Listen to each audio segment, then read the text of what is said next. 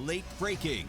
WPBF 25 News at noon starts now. Breaking news right off the top here at noon. 5 people have been injured in a shooting at a St. Louis high school. The shooting was reported just after 9 o'clock this morning. St. Louis Public Schools tweeting that the shooter was quickly stopped. At this time, no further details have been released about the shooter. District officials there say the injured were taken to the hospital but did not specify on their condition. Of course, we will continue to update you as we get more information here in our newsroom, on air, and also online. And also at noon, facing off on the debate stage for the first and only time, Democratic candidate Charlie Crist is challenging Governor Ron DeSantis. Plus, early voting now underway for Florida voters. Everything you need to know before you head to the polls. Good afternoon. I'm Erin Guy. And I'm Natalie Pozo. Thank you so much for being here with us. WPBF 25 News at noon. Today, Governor Ron DeSantis and Democratic candidate Charlie Crist are taking the race to the debate stage tonight. And this will be the first and only time the two candidates will square off before Election Day. Caleb Califano is live at the Sunrise Theater in Fort Pierce. Caleb, this debate was actually supposed to take place almost a month ago. Yeah, remember, this was actually delayed due to the impacts of Hurricane Ian, but now the debate is back on for the first and only time here at the Sunrise Theater in Fort Pierce. Now, both of these candidates have experience as governor of the Sunshine State.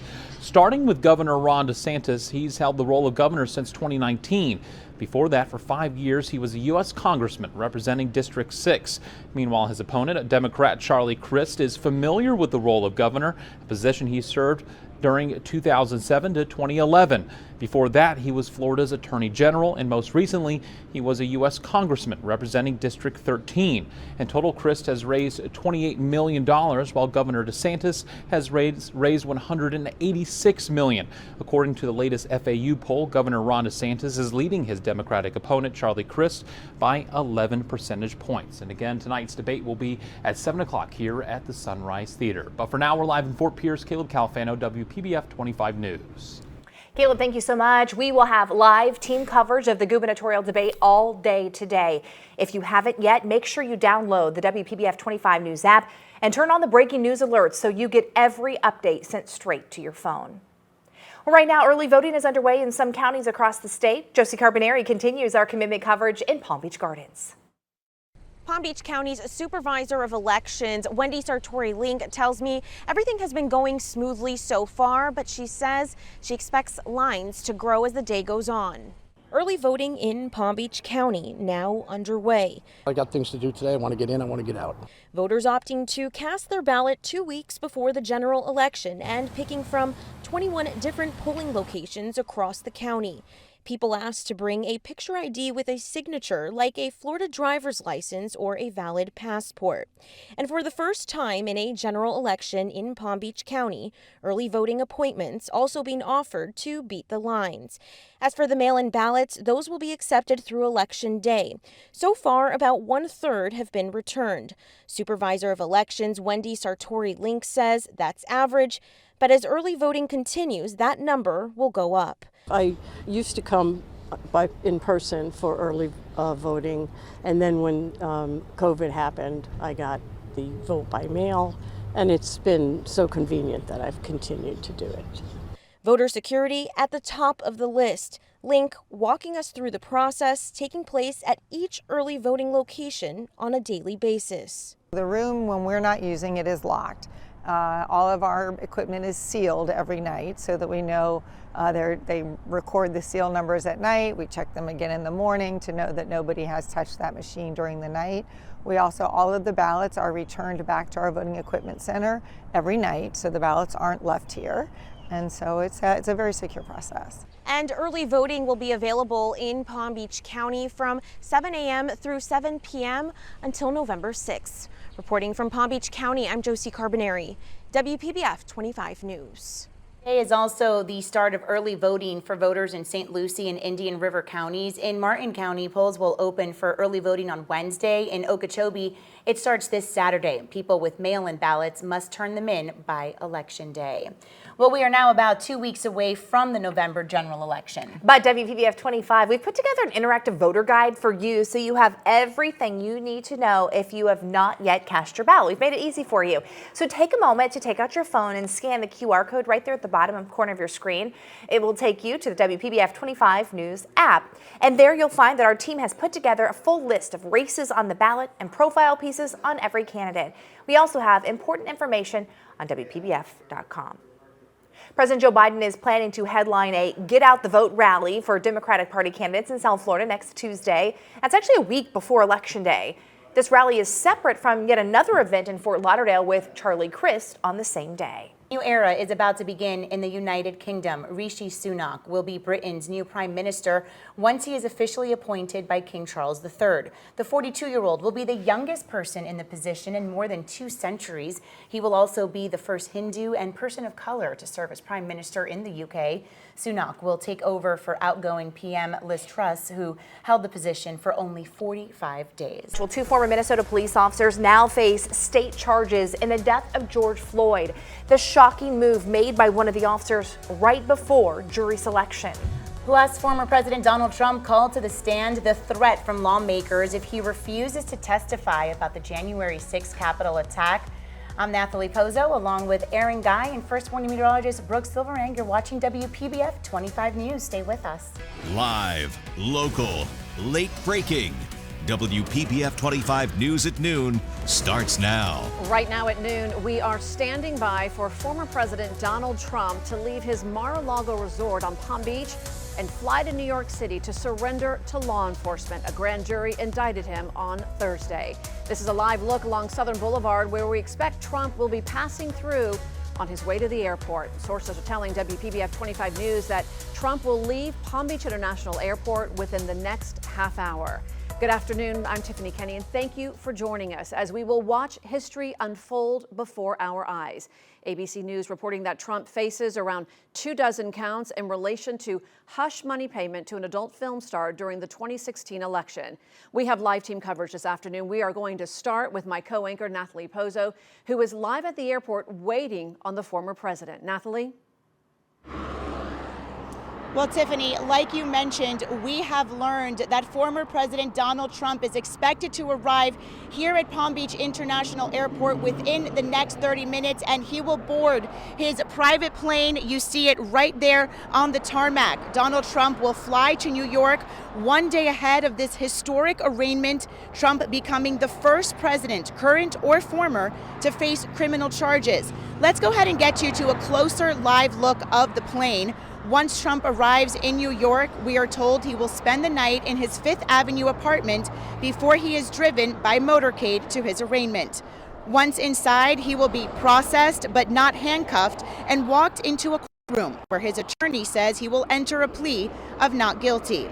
We do want to bring you back out here live along Southern Boulevard where you could see Trump supporters have gathered holding signs and flags. They have gathered at different ends along Southern Boulevard. I'm sure you could see all the media that has gathered here as well outside of the airport as we await the former president's arrival here. We also saw Palm Beach County Sheriff deputies at some of the private plane entrances here as well. We do want to continue our team coverage this afternoon with our Steve King, who is near Mar-a-Lago this afternoon. And Steve, there are supporters gathering there as well. Nathalie, that's right. About a handful of supporters right now here along Southern Boulevard near the Mar-a-Lago resort, and everyone has their eyes right over here on the east end of the Southern Boulevard Bridge, waiting to see when former President Trump's motorcade will be heading towards where you are, Nathalie, over at Palm Beach International Airport. So far, no signs of any motorcade, but everybody has their eyes trained on that moment. Now you can also see over here, we're very close to the Mar-a-Lago resort. We did see some armed security earlier. There is one armed guard over here to our left just a little bit as this unprecedented day unfolds.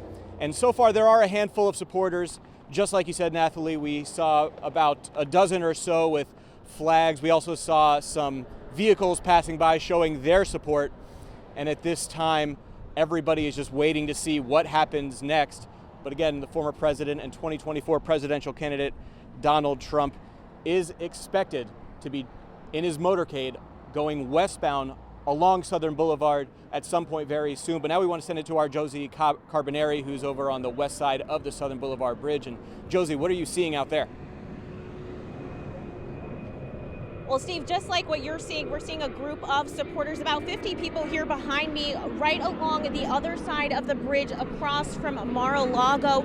This is a peaceful rally here, supporters of former President Donald Trump. A lot of people waving their flags, wearing their hats in support of the former president. We are hearing a lot of horns being honked as people are driving by. A lot of people excited to witness him going by, but disappointed in what's going on with this indictment, they tell me. I did speak with some people that came from Orlando, another gentleman who came from Michigan. So supporters from all around, not just here locally. And further down south, we are also seeing more supporters closer to Publix. After turning himself into New York authorities, Trump will be returning to his Mar-a-Lago estate and is expected to give a public statement from his Mar-a-Lago estate on Tuesday evening.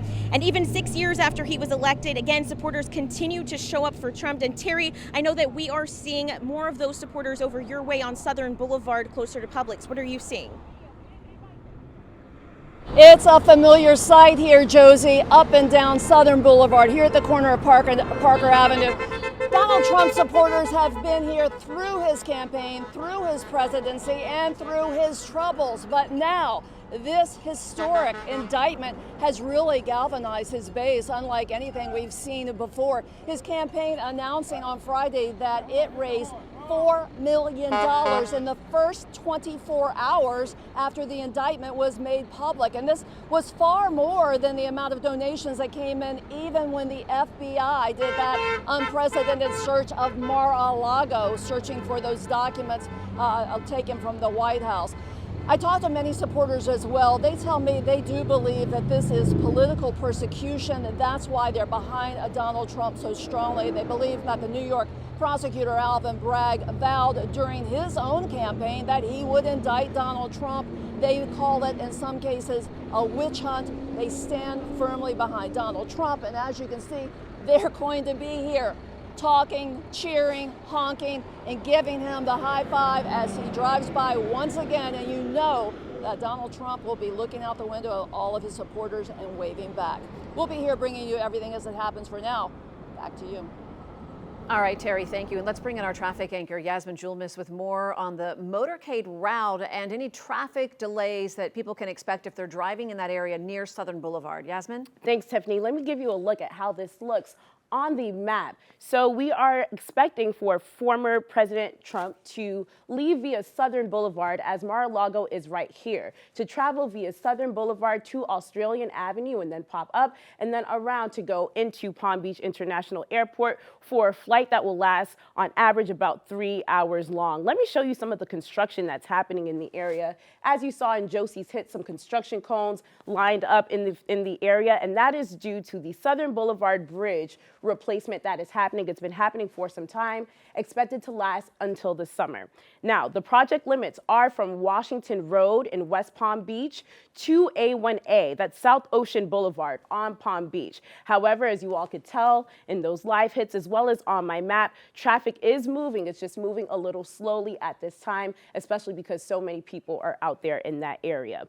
If you are leaving the island or want to get on the island, some alternate routes that you can take, other bridges that you can take are the Flagler Memorial Bridge. That is just an extension of A1A in this area. You can also take the Royal Park Bridge. And if you want to get on the island from a little further south, you can take the Lake Ave ICW Bridge as well. That is the Intracoastal Waterway Bridge.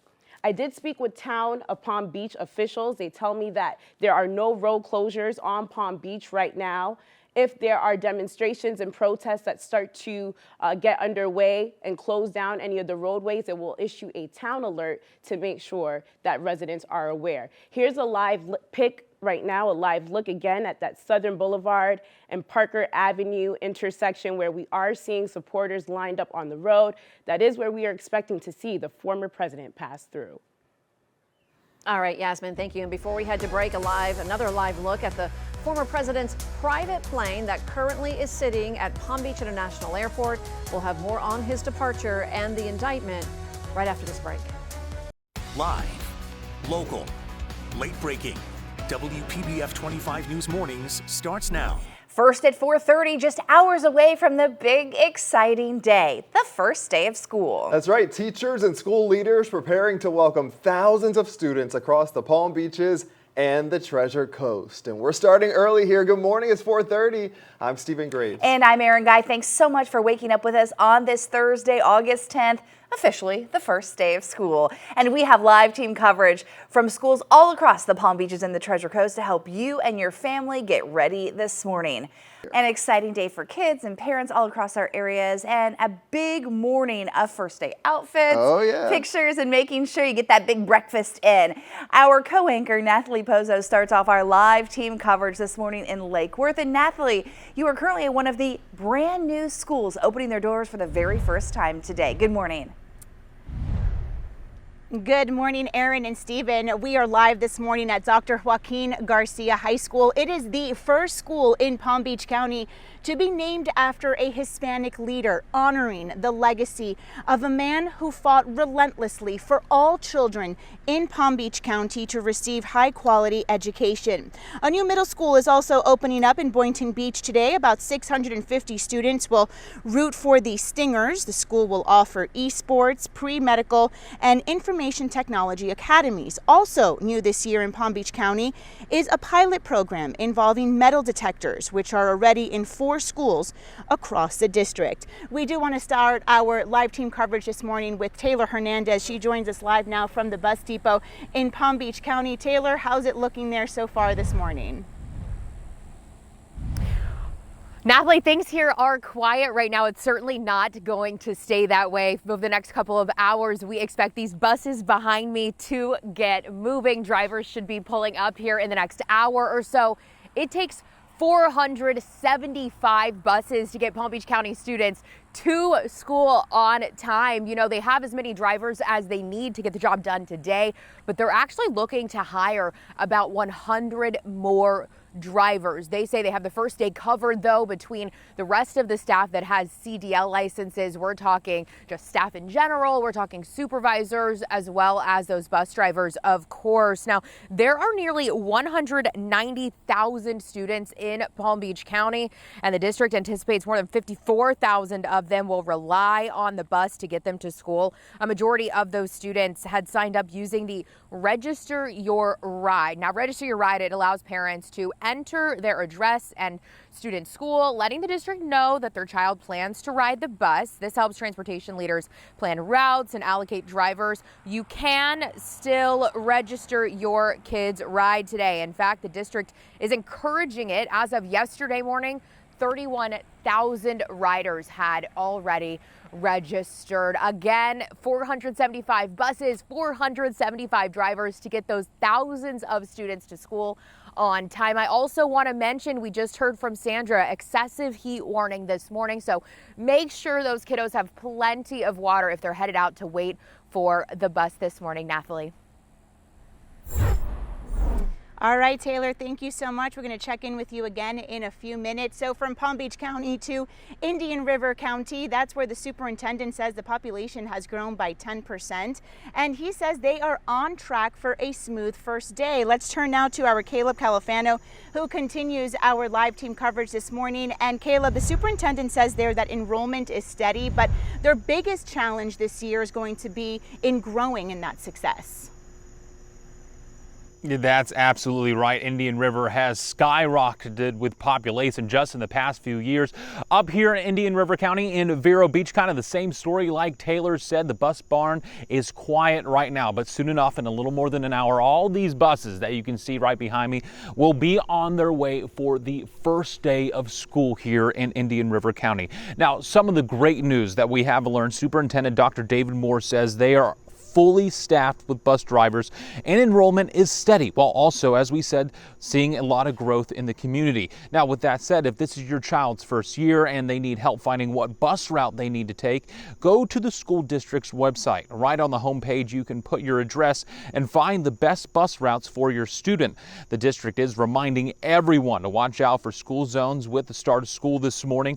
Obey crossing guards, and if you're driving, make sure to wait at a safe space at all bus stops. And again, all these buses right behind me will start their first trips to these stops starting in around 5:45, 5:50 this morning. That's also when we expect to see the superintendent here, and we will try to ask him a few questions along the way. For now, we're live in Vero Beach. Caleb Califano, I'm going to send it back to you, Nathalie. All right, Caleb, thank you so much. We'll see you soon. And we're gonna check in with our other 3 school districts coming up in about 10 minutes. But before you do head out the door this morning, make sure to check our back to school guide. It's all on our website, WPBF.com, and also on our WPBF 25 News app.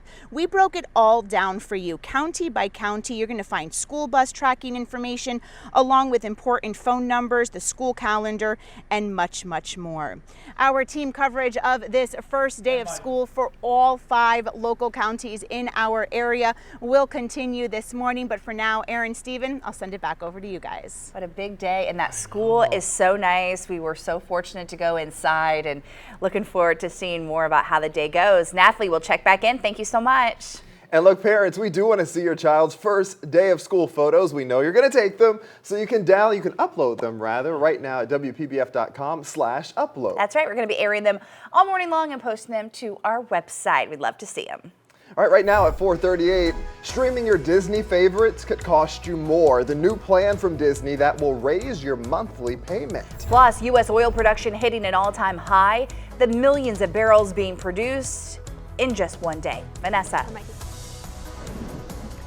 And good morning. I'm First Warning meteorologist Vanessa Vinette, and good morning to Okeechobee County. You guys are waking up with very warm temperatures outside in the 80s, but those feels like temperatures are in the 90s already. When you're taking your kids to school, expect those feels like temperatures in the 90s by 8 o'clock in the morning, and then by 2 o'clock when you're picking up your kids, make sure you have that water ready for them. It's going to feel like 113 degrees out there. And Sandra Shaw is tracking some changes, some rain in the forecast. She'll time it out for you coming up right after this break. Thank you for watching WPBF 25 News Mornings. Live, local, late breaking. WPBF 25 News at noon starts now. Right now at noon, former President Donald Trump confirming the rumors and announcing his 3rd run for the White House. What this could mean for the future of the Republican Party and the reaction from Governor Ron DeSantis. Plus, the season of giving in full swing ahead of the holidays, how the community is coming together to make sure everyone gets to enjoy a Thanksgiving feast. But first, we do want to take you outside for a live look here at Palm Beach International on this beautiful Wednesday. It is the calm before the holidays, because you know next week when we pop up this camera, it is going to be a busy one as thousands are set to travel for the holiday. Hello everyone, I'm Nathalie Pozo. And I'm Erin Guy. Thanks for joining us here at noon. First Warning news from Los Angeles County, California. New video coming in of a scene where 22 Sheriff's Department recruits have been injured by a wrong-way driver. The group was on a training run when they were hit. 5 of the 22 recruits are in critical condition right now. The driver also injured. Right now, it's too soon to say whether this was done intentionally or was simply a tragic accident. Reaction continues to pour in this afternoon following Donald Trump's announcement last night at Mar-a-Lago that he is making a 3rd run for president. This comes as he faces multiple criminal and civil investigations. ABC's Morgan Norwood has more. At this hour that Governor Ron DeSantis will also run for president in 2024, but he says right now he's focused on Florida. Well, speaking about Hurricane Ian recovery this morning in Lee County, the governor was asked whether he thinks that there will be a rift in the Republican Party if he runs against Trump. No, look, I think we just finished this election.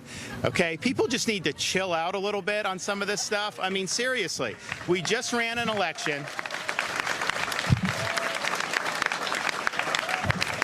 We have this Georgia runoff coming, which is very important for Republicans to win that Georgia runoff. I mean, I know around the country, Florida was kind of the biggest bright spot. It was not so bright in many other parts of the country. The governor says he's been given an opportunity to continue serving, and he's focused on delivering results for Floridians. Our commitment coverage does not stop here. You can find everything you need to know about the moments leading up to Trump's announcement on the homepage of WPBF.com and also on our WPBF 25 News app. The Democratic National Committee is also now in prep mode for the 2024 election. They are rolling out a new program focused on hiring more staff members in Florida and other key states. Now, according to the DNC, the program will focus on driving local coverage and bracketing GOP candidates. The announcement came hours before Trump announced his third run for president. And covering your community this afternoon, people who live in Palm Beach County, they're feeling some relief ahead of the holiday season. Our Caleb Califano is in Palm Beach Gardens with more on the local efforts to make sure everyone has food on the table. Well, this is all part of the Jewish Federation's 8 Days, 8 Ways of Giving Back. And this morning in Boynton Beach and here in Palm Beach Gardens, families dropped off turkeys for those in need. Thank you. All morning cars pulled up handing turkeys off. Between both locations, the Federation's goal was around 200 turkeys in total. It's their 4th year of turkey collections, and all the donations will support Family Promise of North Central Palm Beach County, the Soup Kitchen of Boynton Beach, and the Salvation Army. Everybody deserves to have food on their table, to enjoy time with family, to feel special, and we are so honored to help provide frozen turkey and even all the side dishes that offer people nourishment and a plentiful table. Perfect! This is just the first event of 8 Days, 8 Ways of Giving Back. The other days include opportunities to write cards for seniors, as well as a Hanukkah celebration and supply collection for children in foster care. The rest of these 8 days will be spread out over the next 2 months. If you'd like to find out more information, you can right now on WPBF.com. For now, we're in Palm Beach Gardens. Caleb Califano, WPBF 25 News. The Treasure Coast Food Bank is calling on you to help them feed families this Thanksgiving. They need about 500 more turkeys because more people have been asking for help. Anyone can drop off a frozen, uncooked turkey at the food bank's headquarters. That's in Fort Pierce. They've also extended their hours from 7:30 until 5. The food bank is accepting donations until next Tuesday. Happening today, the school district of Palm Beach County is inviting families to talk about safety on campus. Our Josie Carbonari explains what you need to know if you want to join the conversation. That's right. Since the 2018 Parkland school shooting, school leaders here in Palm Beach County have really put a focus on school safety and security. And so that conversation will continue later today in a town hall. So there's 2 groups that will be speaking at this town hall. The first will be the Department of Safe Schools, as well as the State Attorney's Office. Those interested in attending, you can scan the QR code on your screen to register. We're told there's a list of topics up for discussion, including threats and weapons to the way social media is used and how it could be used or misused in certain scenarios, as well as the use of marijuana products on campus. Now, a little background here in Palm Beach County, a new security system with panic buttons was already introduced earlier this year. Those panic buttons are attached to ID badges that teachers and staff wear around their necks. In the case of an emergency, police will be notified at the push of the button. And the town hall will be held later today in Green Acres at John I. Leonard High School from 6 to 8 p.m. Reporting from West Palm Beach, I'm Josie Carbonari, WPBF 25 News. Josie, thank you so much. One update now to a story we brought you on Monday about 3 separate shootings that unfolded in West Palm Beach. We are learning that the 8-year-old who was shot has been released from the hospital. That shooting happened on 13th Street on Monday afternoon. A 17-year-old who was also shot near 5th Street and Tamarind Avenue, he remains in the hospital at this time. Now, police do believe that those 2 shootings are related. There was a 3rd shooting. This one involved an officer. It is still under investigation. There's no word on whether it's related to the first 2 shootings. Well, tensions run high after a missile killed 2 people in Poland. Why foreign officials are calling this an unfortunate accident. Plus, the University of Virginia student accused of killing 3 classmates appears in court. What he must do before appearing in court again. I'm Erin Guy alongside Natalie Pozo and First Warning meteorologist Brooke Silvering. You're watching WPBF 25 News at noon. Local, late breaking. WPBF 25 News at 6 starts now. Right now at 6, people in Lake Worth Beach have their very own Grinch this holiday season. You're looking at him. Man caught on video stealing inflatable Christmas lawn decorations right out of neighbors' yards. Plus, a Palm Beach hotel employee held at gunpoint, the reason for the guest's outburst and the charges he now faces. First, the investigation and arrest this evening after an older couple was shot to death in their condo in Stewart. Good evening, I'm Todd McDermott. And I'm Tiffany Kenny. Investigators now releasing information regarding the suspect and the 911 call. Our Terry Parker is live with the latest on the person in custody. Terry? Right, and first I'm going to tell you about the victims. HOA President Ginger Wallace had just put up these Christmas decorations, and neighbors tell us she was anticipating her family coming to visit for the holidays. Instead, they say her upstairs neighbor shot her and her 81-year-old husband to death right here outside their shared mailboxes. It all started over an open laundry room door. What is going on? My husband just shot two people, and I believe he killed them. According to the arrest affidavit, Hugh Hoopman told detectives several days ago his downstairs neighbor, Henry Wallace, yelled at Hoopman's wife for leaving the shared laundry room door open. And when he saw 81-year-old Henry at the mailbox Saturday, Hoopman told Henry he needed to apologize. A neighbor downstairs just the other day shouted at me and swore at me regarding the washer and dryer. Hoopman told detectives when Wallace tried to push past him without apologizing, quote, "I lost my temper," and he pulled out his gun and shot him several times. When his wife, Ginger Wallace, ran outside yelling, he said he shot her twice. I heard her yell, "Oh, no, no." And then she screamed, and then she was silent. Oh, my gosh. That'll stay with me all my days. Kathy Barker says she was outside and she heard Ginger Wallace scream as she opened the door and realized her husband had been shot. According to the affidavit, Hoopman said when Henry Wallace tried to walk past him, Hoopman pulled out the gun he carried in his pocket and shot him several times. When Ginger came out and began yelling, police say Hoopman told them he shot her too. Next door neighbor Raymond Bowes heard the shots, opened the door to see a shocked mailman calling 911. She was curled up like a baby, and he was standing there, and he was on the phone and asked me, said, "You calling the cops?" He goes, "Yeah." Deputies say Hoopman went upstairs to tell his wife, "Call the police, I just shot Henry and Ginger." The SWAT team arrived and took Hoopman into custody. Detectives say he said, "So sorry, I wish I could take it back." And on that emotional 911 call, you can hear Susan Hoopman telling police that her husband was remorseful, that he immediately unloaded his gun, left it outside with the ammunition, and then was sitting silently in his recliner in shock, she says, as she called police and told them to come get him. Live in Stewart, I'm Terry Parker, WPBF 25 News. What a sad story. Terry, thank you. Breaking news now, West Palm Beach police investigating a fatal shooting that happened on 54th Street today. Investigators say a man was shot to death. Police say the victim and the suspect knew each other. There was a fight before the fatal shots. Right now, southbound lanes on I-95 in Fort Lauderdale remain blocked after a construction crane crashed down onto the interstate. 2 men were hospitalized. It appears either the crane or a piece of equipment that was being lifted struck a light pole and then a cherry picker that the workers were using. The 2 injured workers were reportedly 20 to 30 feet up when they fell. One is in critical condition, the other is stable. Southbound lanes near Sunrise Boulevard continue to be shut down to traffic. No word on how long this will last. Palm Beach County Sheriff's deputies are looking for the man who went on a one-night neighborhood crime spree, stealing inflatable Christmas decorations from people's yards and businesses in Lake Worth Beach. Neighbors calling him the Grinch, vowing he will not ruin their Christmas this year. A security camera caught the man stealing numerous decorations from the South Palm Park neighborhood on November 30th between 3:30 and 4 in the morning.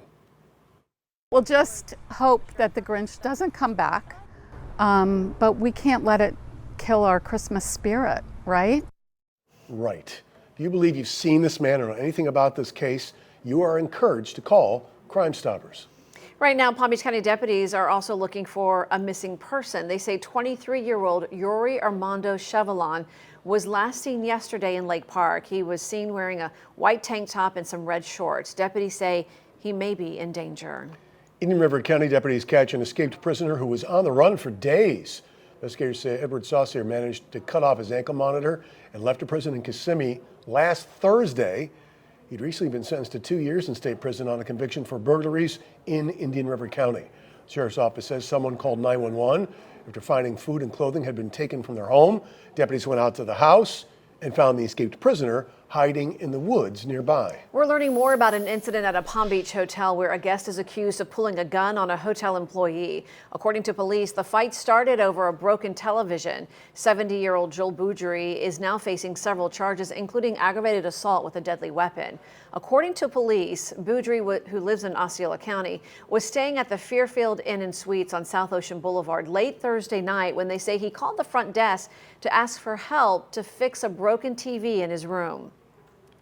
There was a verbal altercation that took place as a result of not being able to fix the television that night. And the report that we got was that, an occupant of the room attacked the overnight, employee. During that argument, police say Boudry kicked the employee in the groin and then pulled a gun out of his pocket and pointed it at his head. Fearing for his life, police say the employee ran and called 911, police arriving within minutes. Boudry now charged with improper exhibition of a firearm and battery. Well, Texans are wearing pink today to honor the memory of Athena Strand. Authorities say they believe the 7-year-old was abducted and killed by a FedEx driver last week. Judge J.D. Clark of Wise County posted on Facebook that Athena's favorite color was pink, and that's why he's asking residents to wear something pink. And he's also invited the public to join him at the courthouse to pray for Athena and everyone impacted by the tragedy. A candlelight vigil is scheduled for tomorrow night. Tampa's police chief resigns after officer body camera video showed her using her badge to get out of a ticket. Chief Mary O'Connor was a passenger, there she is, in that golf cart last month that a deputy stopped for not having the required tags. The deputy let her go without a citation after this exchange on video, and she asks him to, quote, "just let us go."